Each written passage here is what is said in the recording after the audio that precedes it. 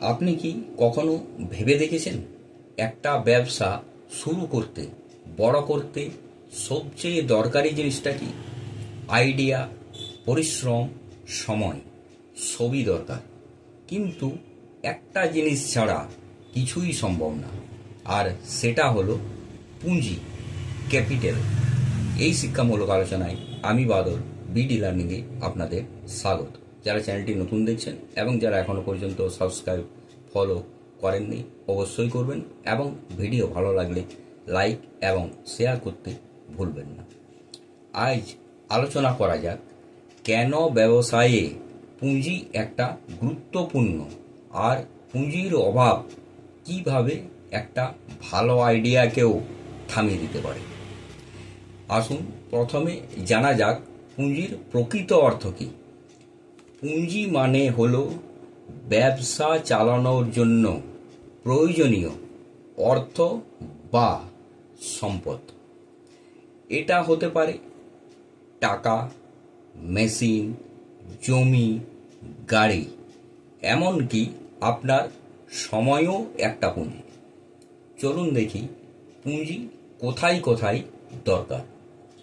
একটা দোকান খুলতে হলে ভাড়া, সাজসজ্জা, ডেকোরেশন, পণ্য কেনা, সব কিছুর জন্য প্রাথমিক পুঁজি দরকার।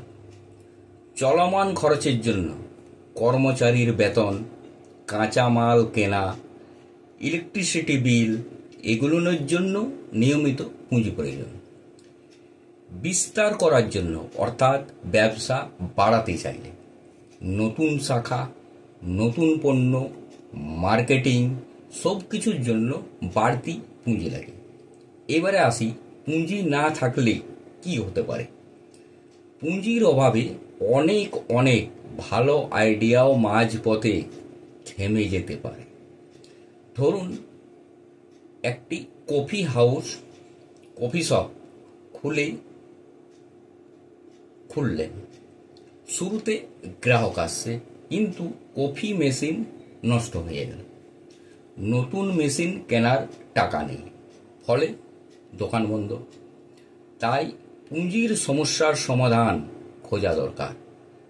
মনে রাখা দরকার, আইডিয়া পথ দেখায়, পরিশ্রম এগিয়ে নিয়ে যায়, কিন্তু পুঁজি আপনাকে বাস্তবে পৌঁছে দেয়। তাই ব্যবসা শুরু করার আগেই পুঁজির সঠিক পরিকল্পনা করা দরকার। নমস্কার, সুস্থ থাকুন, ভালো থাকুন, দেখতে থাকুন বিডি লার্নিং।